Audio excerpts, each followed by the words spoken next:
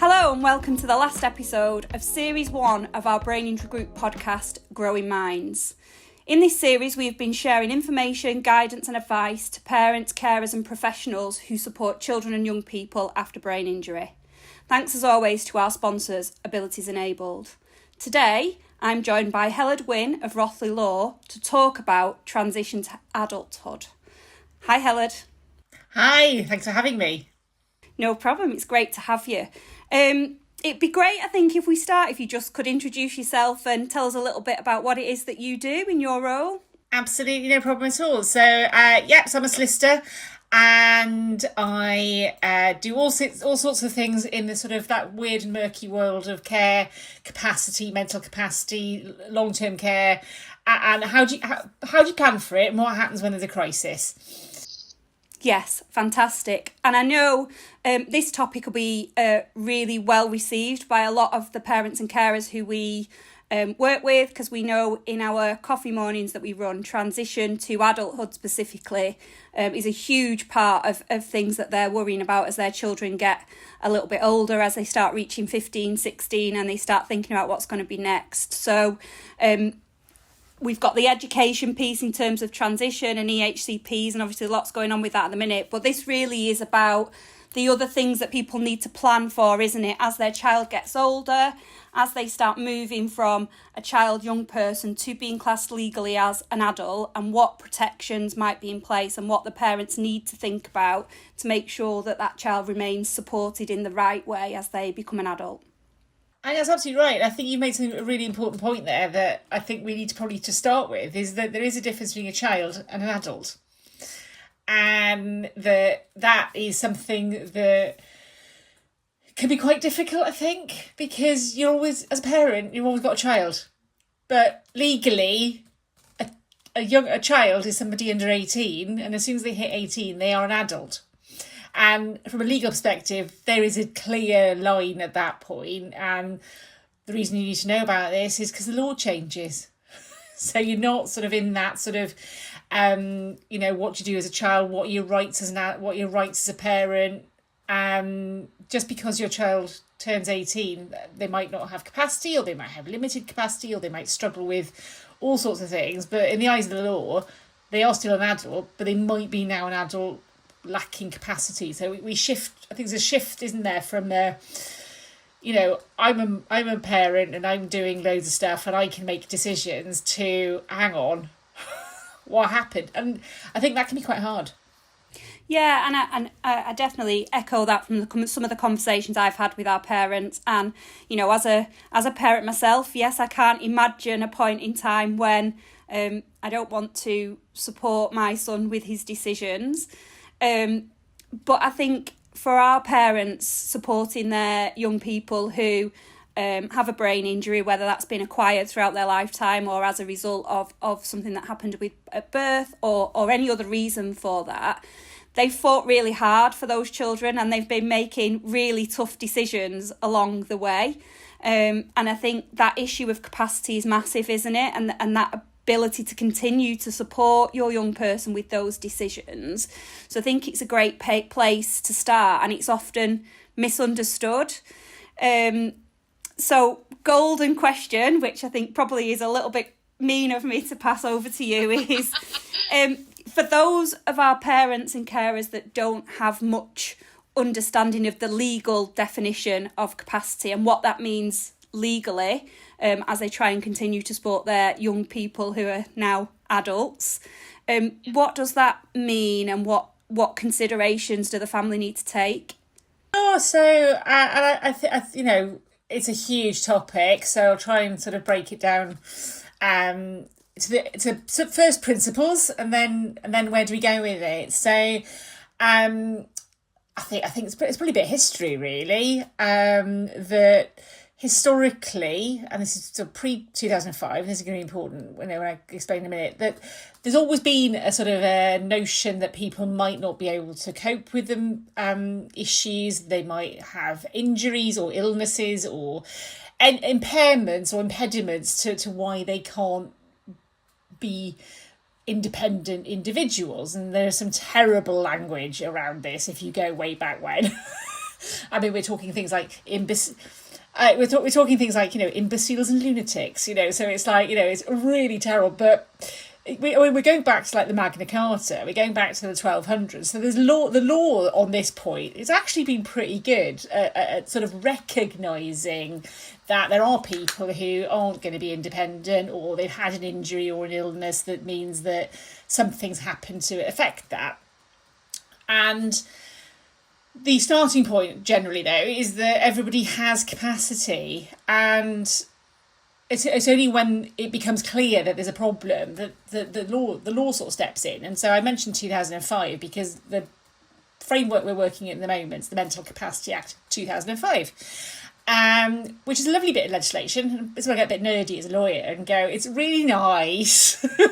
It comes from a really good place of trying to empower people and trying to give people the best chances in life, which is where I say this idea of, somebody isn't just, historically you might go, well, somebody's had an injury, we'll just write them off. They are no good, they are useless, they can't do anything, let's just make decisions for them. And that's not really great, is it? When you go, well, actually I would like people to have some independence, even if they're not wholly independent. That's fine. And I thought somebody explained it really well for me with where they were looking at learning difficulties and learning disabilities. They said learning difficulties means you're just going to take a lot longer to get to the end point. A learning disability means that you're probably going to hit a ceiling. And that ceiling's different for everybody. But both of those people must be given the best chance to where they are. So Mental Capacity Act says, well, we have to presume capacity unless we're told it doesn't exist.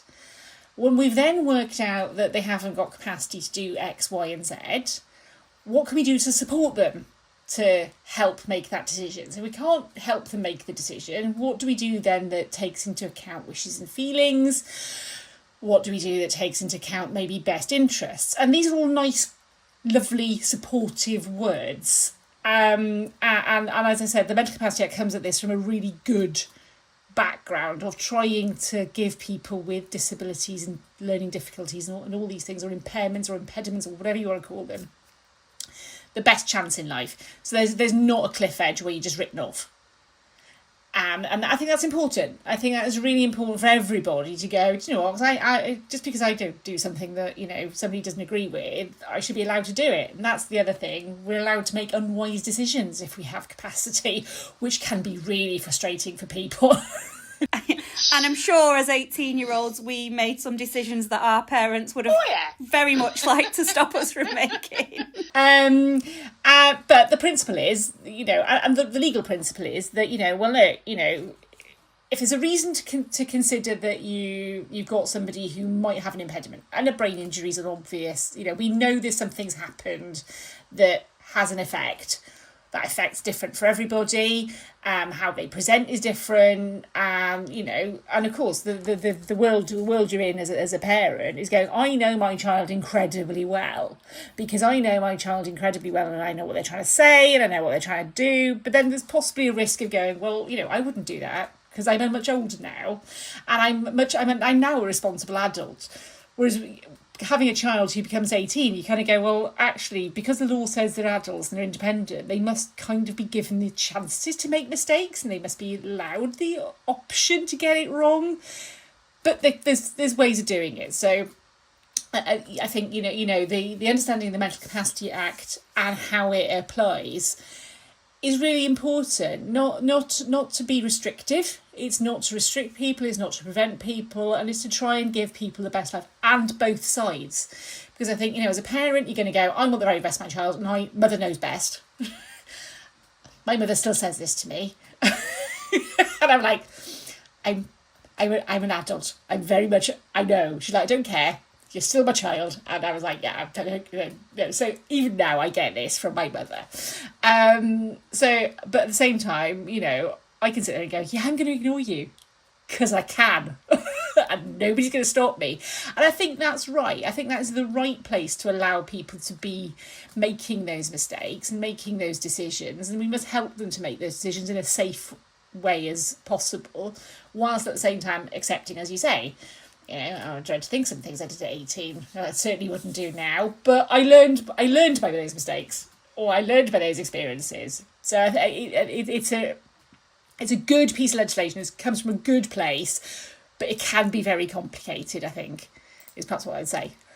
So where do parents start? I suppose some of the parents that are listening today, their children will be fall into a category that they perhaps haven't got capacity, and that's quite clear.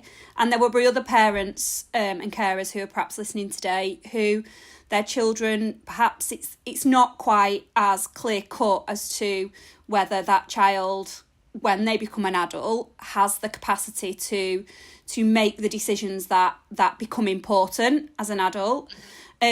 So where would you suggest that parents start who fall into that less clear-cut category, and at what age do you think, because I'm conscious through families who we've supported about the length of time that things take with the court protection, and obviously parents want to make sure that their children are supported right the way through this transition legally with any decisions that arise.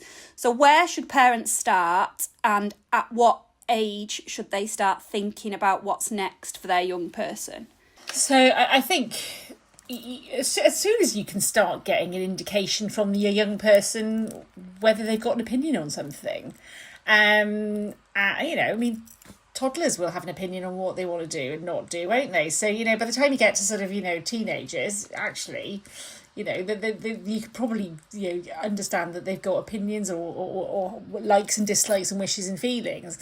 And I think at that point, it's what care and support do you need? So as a child, there's children's social services, and then you get into adult social services, and there should be a transition phase. And so being on the radar, I think, is helpful. So care. So if we look at being an adult, the Care Act 2014, this applies in England, but there are matching or other versions in other like Wales and Scotland and Northern Ireland. The principles are pretty much the same. That a local authority, where there's somebody who has care needs, has a duty to complete an assessment of that adult's care needs. They then go, what are those care needs? Then how are they met? And the same applies to the carer. So the carer could be a parent, could be a sibling, could be somebody else, and go, well, actually, what does that carer need to help give them the best chance? Is it respite? Is it access to other external resources and stuff? And I think, as you say, there's a huge backlog constantly. So you kind of got to go, well, actually, if I roughly think there's going to be an 18-month to 2-year backlog on something, let's work backwards. Let's have the conversation. Let's ask for the assessment and go, this milestone is coming up. At what point do you want me to get back in touch with you? So, an 18th birthday is coming up. Maybe 17, 16 and a half. Go, just a flag. This is coming. Yeah, we're not ready, but we know, so we'll get you in the system. So, but again, if you've got somebody who's in a full-time education placement and they're doing fine and they're going to be there till they're 25, then you kind of go, well, actually, we might start this at like 23. And I'm just picking 2 years as a practical point. Financially, for those people who've potentially had compensation settlements, a deputy will have been considered as part of that, or court protection and mental capacity will have been considered as that goes through. For other families who perhaps haven't had a compensation settlement, there are other routes, aren't there, with regards to welfare benefits and becoming an appointee under welfare benefits, so you still can support your young person as that transition. I know from personal experience that happens at a different age, so from 16, but that's quite a smooth process from my experience of nominating myself as Luke's appointee. But the transition for health and welfare and decisions about care, that's a more significant issue for sometimes parents and carers, isn't it, in terms of what happens next for someone's life? It is really hard, and I think, in a sense, I think health and welfare is harder than money, because, as you say, if there's been a compensation package, there'll have been pound, shillings, and pence will have been looked at. You'll have a deputy. You'll know what you've got, what you can afford, what you can pay for, and what that package does, and that sort of just that goes on, as long as it goes on for. If there isn't, as you say, any money because, for whatever reason there wasn't a negligence claim, or it wasn't successful, or it just really bad luck, and it does happen. And I've got clients who just had really tough time because there's been an injury, and it's just one of those things. So there's no package of funding behind it, so you are then reliant on the state, and the state's got a duty to meet care needs and what have you, and they've got that duty regardless of whether there's money or not. So then you get into the hang on, what health and welfare decisions do I want to make? And this is where people, I think, struggle in that. And I think probably, if I'm going to be perfectly honest, I can understand quite rightly why the court protection's a bit don't really want people making blanket decisions about health and welfare, because their view is a bit we've got the ability to make decisions in best interests, and because you've got this hang on, let's build a package, whether it's funded or not funded, or privately funded or not privately funded, let's build a package that meets this person's care needs. That should probably do you, in theory. And then it's a case of, if there needs to be medical treatment, is it in their best interest to have that medical treatment? Can they give consent? And, yay or nay? And if not, can the decision be made to do it in best interests? And there's so many micro decisions to make, I think, aren't there, about health and welfare on a day-to-day basis. I mean, if you're doing fine, crudely, if you're sorting your finances out and you're going, well, I've sorted a care package, it's a payment of X pounds a month on direct debit, it sort of kind of just calms down a bit, doesn't it? Once it's all set up, it just keeps going. The money just goes out the bank account. The health and welfare is the day-to-day stuff. Is what should they be eating and drinking? What medication should they be taking? What treatment should they be getting? And that's where collaborative thinking comes in, and the sort of best interest thinking comes in. Now, there are things called health and welfare deputyships where you can apply to the court and say, I would like to be appointed as a deputy or a proxy for this person who cannot make decisions for themselves. It's pretty hot. The court's there's got to be really good reasons to do that, because we should be able to, you should, in theory, as care provider, parents, family, what have you, sit down and go, look, what do we know? What do we think works? And is there a problem with it? No. So let's do this. They're not impossible to get, and I have had them, and I have successfully got them for people. One example, we had somebody who absolutely could not recognise when they'd injured themselves. And it all came to a head when they'd put their arm through a plate glass window and were wandering around bleeding everywhere, and everybody just went, what do we do now? And Mum happened to be nearby, and she's like, oh, for God's sakes, clearly he's bleeding out, let's get him to hospital and let's get him stitched up and this, that and the other. And there were a few incidents like that. We put it all together. We were, look, this young adult is just incapable of recognising. We've never been entirely sure whether he had pain receptors or just didn't shout, didn't register there was pain or whatever. But we were if somebody doesn't sit there and go, you have to stitch them up now, there's going to be problems. So, that's one example. I've had people, other end of the age scale where they've had dementia and they were in particularly complicated circumstances, and we were people just don't know what to do with them. And there's only one person who does know what to do with them, so we need to give them the proxy to do that, and the court authorised it. But they're quite unusual. So, and I think the thing that perhaps gets people a bit, gets people's hopes up, if you've got capacity as an adult, you can do a power of attorney, which is I choose person X to manage my finances, and I choose person X or person Y to manage my health if I have lost capacity. And that's quite straightforward, because you've got capacity, you can make the decision. People then think, oh, well, the capacity's not there, it just replicates it in the court of protection.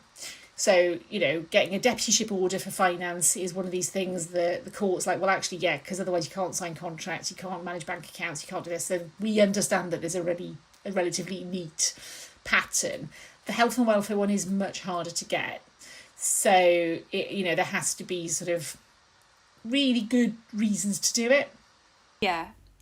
So perhaps for those parents whose children and young people maybe can weigh up those decisions and understand and have the capacity to make the decision, but maybe communication is the problem for whatever reason that might be, whether it be physical reasons that communication is troubling for them, or they just become overly anxious in those situations and aren't able to share their thoughts, feelings and opinions about something. A power of attorney can support with that. Parents can look at that with their young person and say, look, this is the way we can support you to communicate your thoughts and feelings and wants. Absolutely. And I think, do not underestimate the power of a power of attorney. So we go back to basics and say, well, we have to presume capacity until proven otherwise. The first conversation should be, does this young adult have the ability to understand what a power of attorney is? And if they understand what a power of attorney is, and they understand they want parent or sibling to make those decisions, they can make that decision to appoint a power of attorney. They might not understand some of the decisions that the attorney might be needing to make, but that's for the Mental Capacity Act to kick in and protect them by proxy. But if they can understand what a power of attorney is, then we should always start with that premise. So, it's always worth having that conversation and going, do you think that this person might understand what a power of attorney is? And we can get them to do a power of attorney that gives them the right to have somebody speak for them. Yeah, absolutely. And where would you say it's important for parents to perhaps get some professional advice from you or someone who does a similar role to you in terms of supporting them to make sure they get this right? Or if they feel like they've been through the usual channels of the discussions with social services about care packages and other things that might be going on, and then perhaps don't agree with some of those decisions, or they're worried that the right decisions aren't being made. When do you think parents should consider speaking to somebody like yourself who may be able to give them some guidance and advice? I think it depends. It depends is obviously such a lawyer's answer. I think it depends on what are the circumstances of that particular family. Is there already a deputyship in place, and therefore a lot of this is probably going on anyway because there's such a big payout package. A lot of these decisions and discussions are probably already absorbed into the financial management.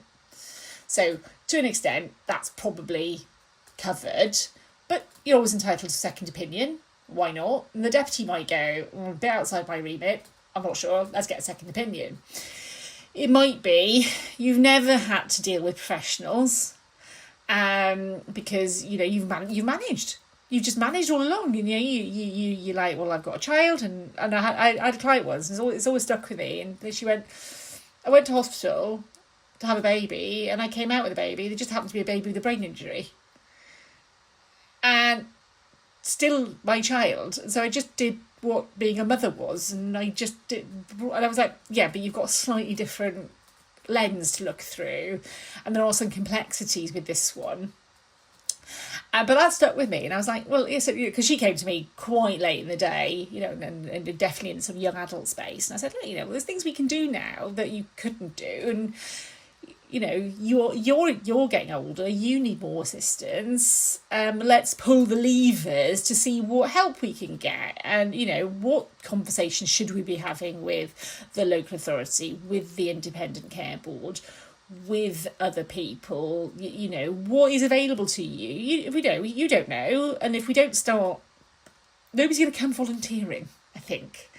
And it's really hard for parents, isn't it, sometimes, because admitting that we need help to support us with our own children, it feels a little bit like you shouldn't be doing that. Like you should be able to have all the answers and be able to do that. There's a lot of pressure on us as parents across all areas. And I think particularly in this, you get to a point where you do need that help from a professional in whatever capacity that is. But you have to be able to realise that that's not a failure on your part. I think it's only going to help you get the best. It is, and you know, there's no shame in asking for assistance, is there? There's no shame for getting a second opinion. And I always say, you know, and I know people go, oh, solicitors, you know, a bit scary, aren't they? And I was like, it's fine.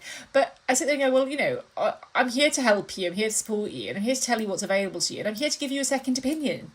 And if I think, you know, if there's something we can do, great, we'll do it. If I think you've done everything right, then I've given you comfort that you've done everything right. So it's about collaborating and going and me being able to say, look, I'm here to be. I'm on your team. I'm on your side. I'm not saying I'm taking your job away. I'm not saying you're not doing a fantastic job. I'm saying, look, have you thought about this?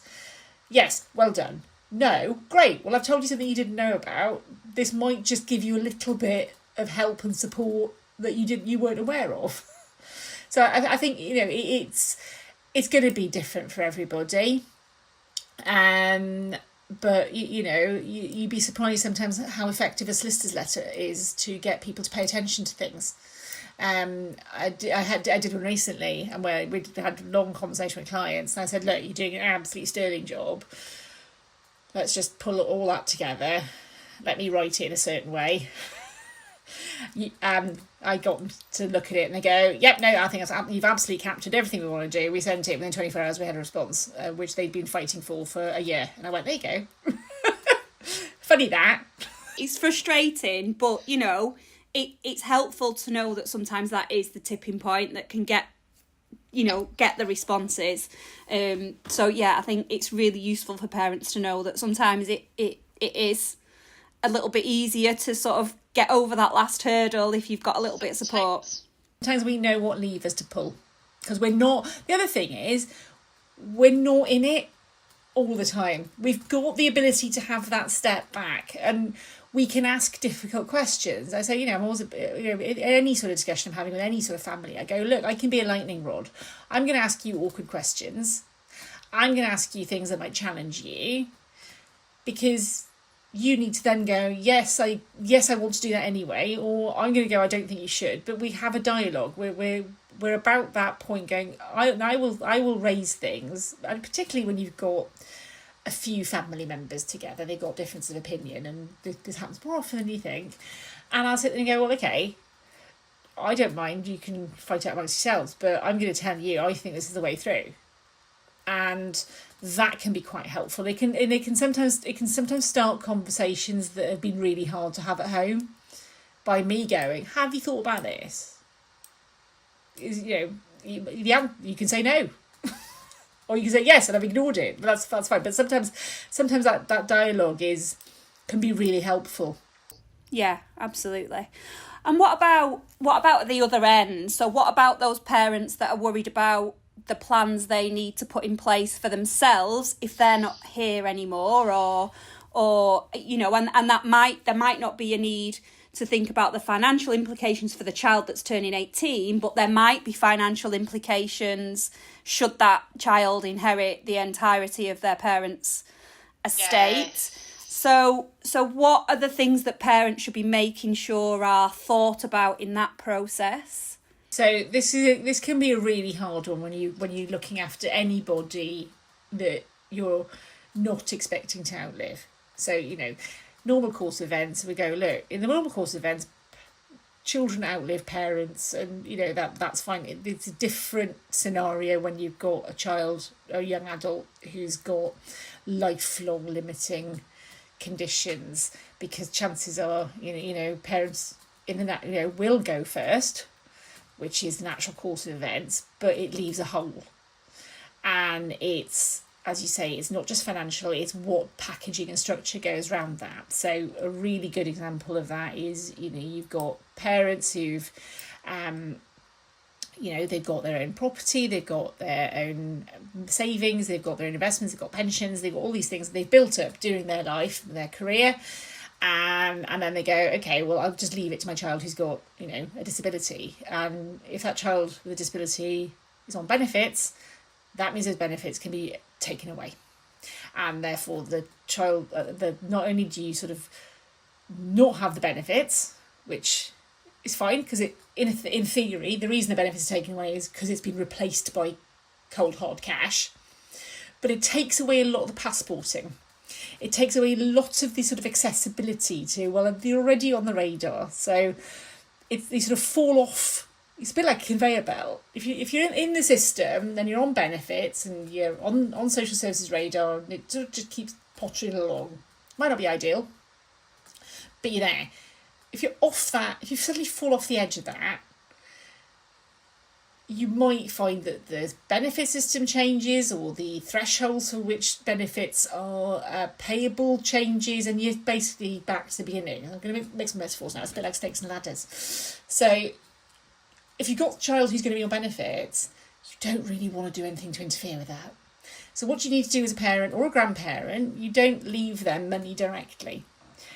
So this is where estate planning for the parents and grandparents is incredibly useful, because you can create trusts, and trusts can be, they are like, I always think of them like a bucket. You put money in the bucket, you've got sensible people holding onto the bucket, your trustees, and they can dip into that bucket and give money out to the disabled person as and when necessary.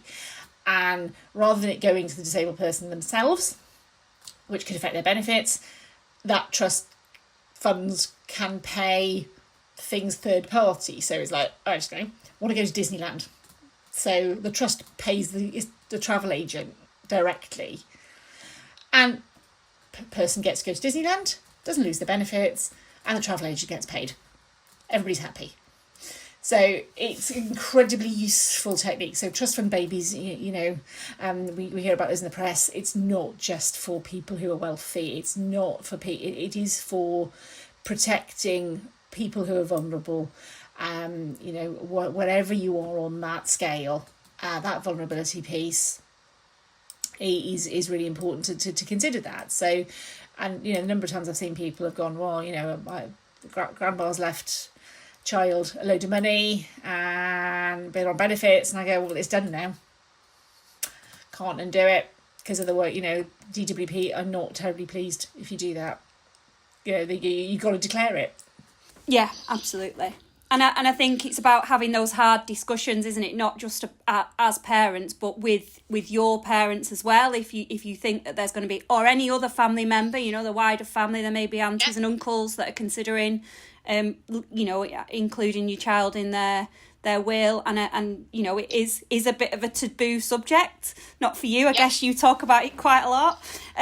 But generally, people and families find that quite difficult to talk about their own circumstances. I know in my family it took me a long time to persuade my 80-odd-year-old parents to get the powers of attorney in place. We've done it now, you'd be pleased to know, but it was a tough decision, because people don't want to think about their own, what might happen to them and when they might need that extra support and what might need to happen, and but it's very, very important, isn't it, for parents and carers of young people who do have a disability, and there might be a challenge with that disability, with the money coming in from a financial perspective or otherwise. And I think that's definitely where some advice is needed, isn't it, in terms of the structure of somebody's will. And it's probably not one to just go on the internet and try and Google, how do I make a will? You've got to sort of understand your circumstances and make sure that you've considered the right things for your particular circumstances.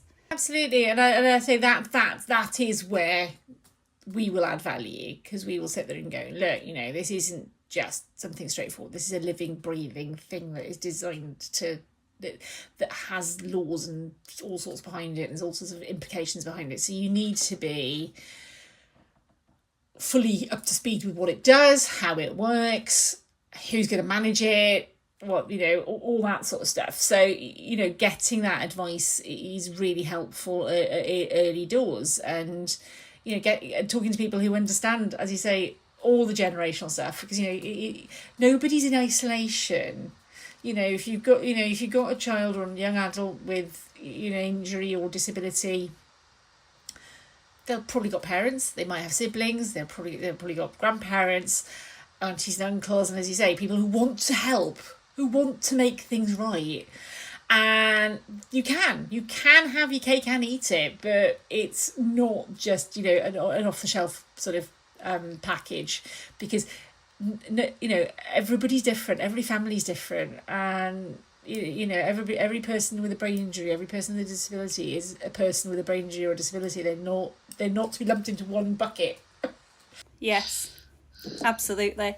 Yeah, I think it's really important, isn't it, for that you've got to do a lot of that forward planning that you might not, some of the parents and carers listening to us today might themselves be relatively young and think that that's not something that they've thought about or wanted to think about or discuss, because they're, young parents who don't need to think about that, but they do need to think about that, don't they? And I think the sooner the better for that, to make sure that those structures are in place. We all know that things could happen at any moment, which is a sad reality of where we are, but I think it's important for parents and carers of any child with a disability or an injury or any other challenges to make sure that they've got everything planned out so that they're in the best possible position should the unexpected happen. And because planning is always better than crisis management. It is always better, because nobody wants to have that, what do I do now? Panic. On top of everything else. Life's complicated enough as it is, without, this level of what, oh my God, what now? So those early conversations, even if it's a case of, well, I'm not ready to pursue, I'm not ready to take it further, that's fine. You at least know what you need to do. Yeah, and the sort of steps that do need to be considered at the point in time when you're ready to do that. Yeah.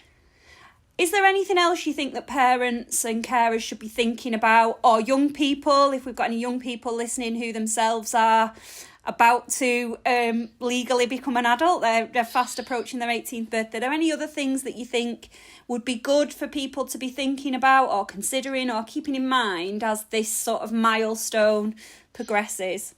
I think it's, what does your best life look like? I mean, what does your best life look like in your circumstances? And that is you as a parent or grandparent going, what's the best life I can have, bearing in mind I have this young person, with these needs. As a person with an injury or an illness or a disability, what does your best life look like, and how do you communicate that, and how can all these supporting cast members get you to that point? So it's not, thank God we don't have Victorian asylums anymore and sort of institutions where that's it, you've got you're epileptic, you're in an asylum, I think we'd be we're actually horrified these days. But what does living with your injury, your illness, your disability mean, and what is the best life you can have with that, and how do we scaffold it to get you there? Yeah, I think that's a great way to start. It's an important thing that we often lose sight of, isn't it? If we're trying to be really practical about things or running through a checklist and I must do this and I must do that and I must do the other. Yeah. Actually, we sometimes lose sight of that. What is it that we actually want? What do we want the outcome to be? How do we want to live our lives? And what are we going to do to make that happen? So I think that's a really great ethos for parents, carers, and the young people who may be listening, to think of all the professionals that are supporting those young people as well. I think it's always good for us to be mindful of that. I think we've covered quite a lot in today's podcast. There's lots of things for our parents, carers, and young people to think about throughout the whole of their journey, and hopefully life post-18 is going to be very exciting for them. And like you say, they're going to be able to live their best life, whatever that looks like for them. We do have a bit of a tradition on this podcast whereby we ask our guest a question from our previous guest. Now, very excitingly or not for you, our previous guest was Steph from Chimpanzees, who I think you know very well. I do. So Steph's question for you was, what do you think is the service or support that an organisation like Rothley Law can offer to chimpanzees? So, confession. So, hands up at this point. I've been a trustee of Chimpanzees. So I was a trustee for Chimpanzees, and I was there to give moral support, hands-on support, fundraising support, and sense check as a lawyer, going, yeah, you might want to think about this before you go down that rabbit hole. So everything from being a solicitor working in this area to, don't worry, I'll roll my sleeves and make a cup of tea. I think, we are human. Yes. Absolutely. And I think for anybody that isn't aware what Chimpanzees is, they should definitely listen to Steph's podcast. But Chimpanzees is an exciting new centre that's going to be opening shortly for the families and young people with a disability to be completely accessible, access lots of really exciting stuff. And I think Steph was really keen to make sure that their community that they build offers support and signposting for their families in any challenges that they may come across or positive things that they might need a little bit of help and support with. So please do go and listen to Steph's podcast. But I thought it was quite interesting that you're following her, and I knew that you know them quite well. Yeah, fab charity, big thumbs up.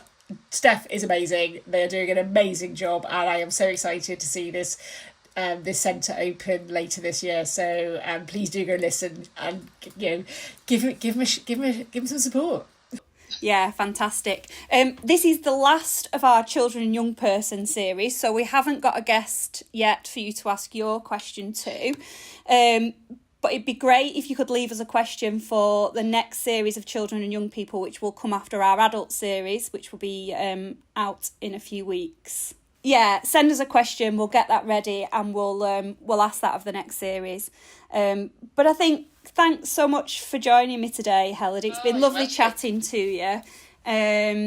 It's always nice to hear people's thoughts and how people can be supported through this next phase. And I think my definite takeaway from this will be the starting point is always, what do you want your best life to be? And I think we could all do with taking that away and using that as our mantra moving forward with all of our decisions. So thank you for that.